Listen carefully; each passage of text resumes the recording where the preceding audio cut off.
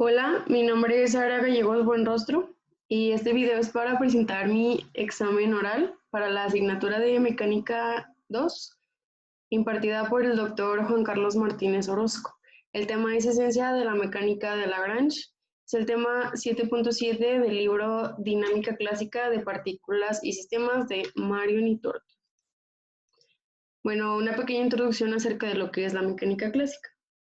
La mecánica clásica, cuyo desarrollo moderno se considera generalmente iniciado por Isaac Newton cuando publicó Principia Mathematica en 1686 y continuado hasta nuestros días por diversos matemáticos y científicos, como los hermanos Bernoulli, Euler, D'Alembert, Lagrange, Hamilton y etc.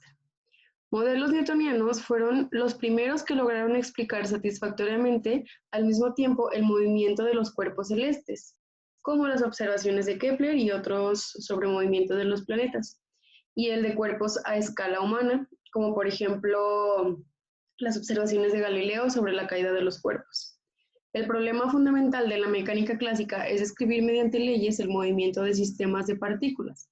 Existen varias formulaciones distintas de la mecánica clásica para describir un mismo fenómeno natural, que independientemente de los aspectos formales y metodológicos que utilizan, llegan a la misma conclusión. Esto es muy importante y se va a ir recalcando o confirmando respecto a esta exposición va avanzando.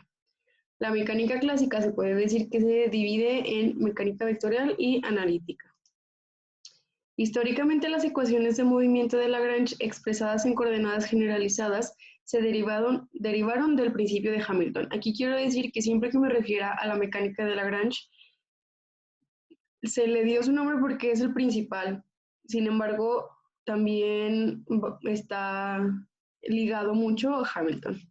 Podemos deducir las ecuaciones de Lagrange postulando el principio de Hamilton, porque este es el enfoque más sencillo y también es el método formal para unificar las alineaciones clásicas.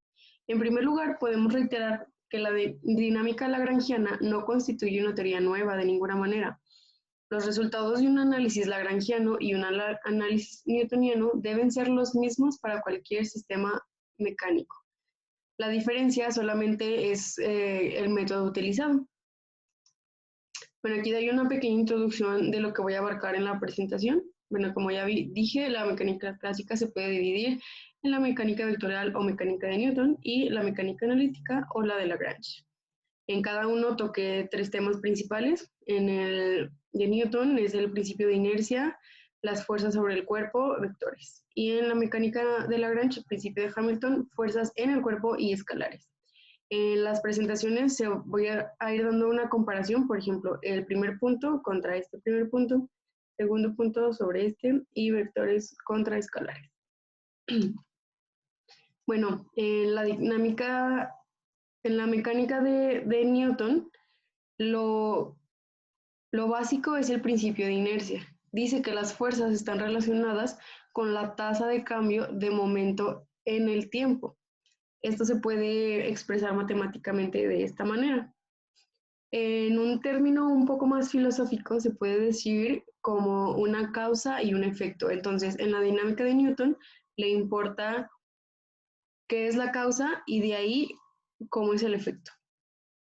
El principio de Hamilton para la mecánica de Lagrange es la formulación más general de las leyes que rigen los movimientos de los sistemas mecánicos, y este es el principio de mínima acción, conforme a que todo sistema mecánico se caracteriza por una función definida como L, sea L lagrangiano, Q las coordenadas, QJ punto, la primera derivada, y todo esto respecto del tiempo.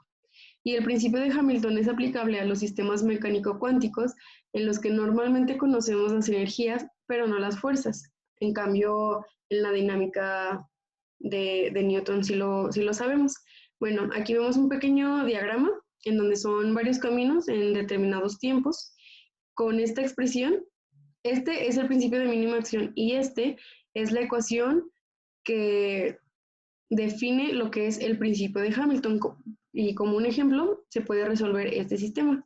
Cuando es cero, ese es el camino real. Ahora, en la mecánica de Newton, contemplamos las fuerzas sobre el cuerpo. O sea que el enfoque newtoniano enfatiza una agencia externa que actúa sobre un cuerpo.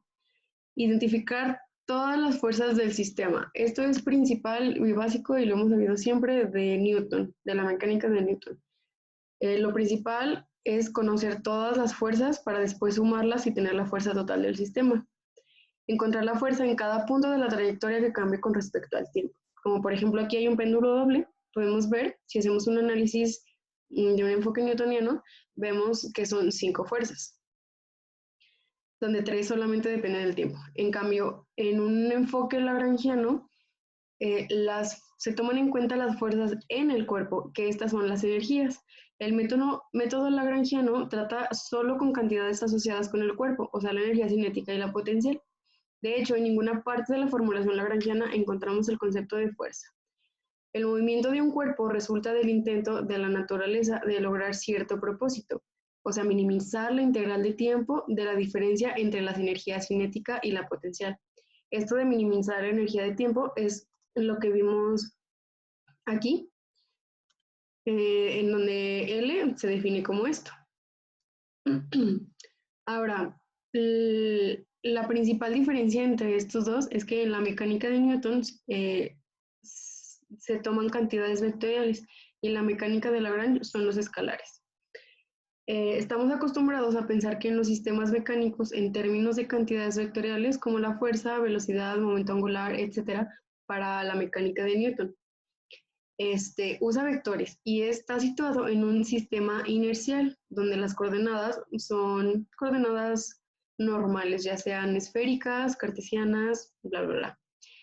Tomando esta ecuación, la podemos reescribir de esta manera, en donde R son las coordenadas normales. Aquí doy un ejemplo de unas de esas coordenadas normales que podría hacer. En cambio, en la mecánica de Lagrange tenemos escalares. Analizando el lagrangiano tenemos L igual a T menos U, en donde T es la energía cinética y U es la energía potencial. Vemos que estas cantidades son escalares y sabemos que tomamos un sistema general en donde las coordenadas son generalizadas también.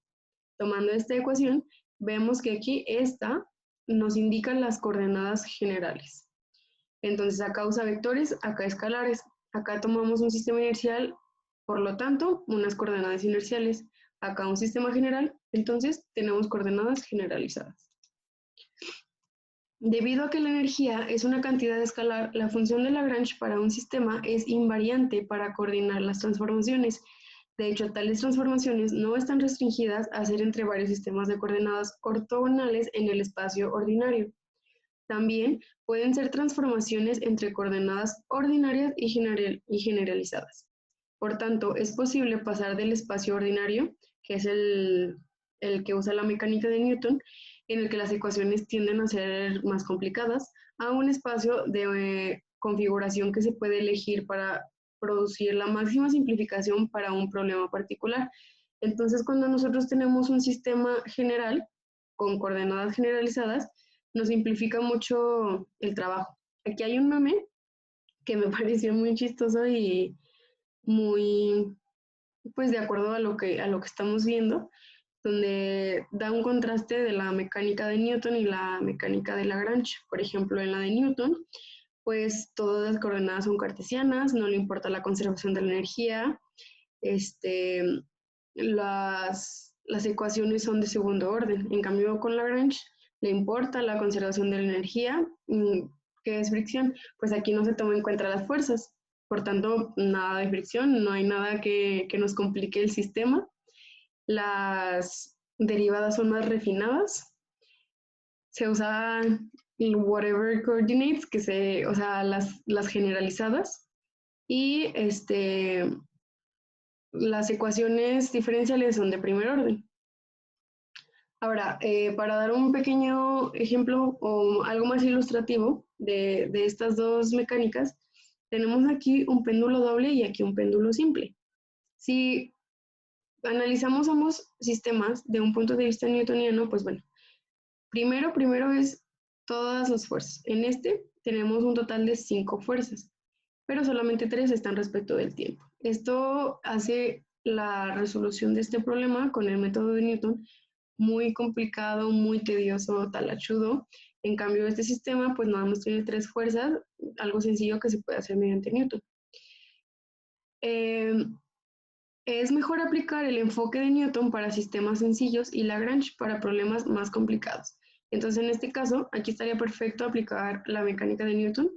Y aquí, como es un sistema complicado, pues entonces para eso sirve Lagrange, para cuando tenemos un problema o un sistema bastante complicado, pues nada más aplicamos Lagrange y simplifica todo. En conclusión, la formulación newtoniana en la formulación newtoniana, una determinada fuerza sobre un cuerpo produce un movimiento definido. Siempre asociamos un efecto definido con una determinada causa, de acuerdo con el principio de Hamilton. Sin embargo, el movimiento de un cuerpo resulta del intento de la naturaleza de lograr un cierto propósito, minimizar la integral de tiempo de la diferencia entre las energías cinética y la potencial. La resolución operativa de los problemas en mecánica no depende de la adopción de uno u otro de estos puntos de vista, pero históricamente tales consideraciones han tenido una profunda influencia en el desarrollo de la dinámica. Esto quiere decir que no importa qué camino tomemos, como en física, existen muchos caminos para resolver un problema, pero siempre tienen que dar lo mismo. Siempre tenemos que llegar a la misma conclusión, no importa el camino. Muchas gracias por su atención y aquí dejo la bibliografía.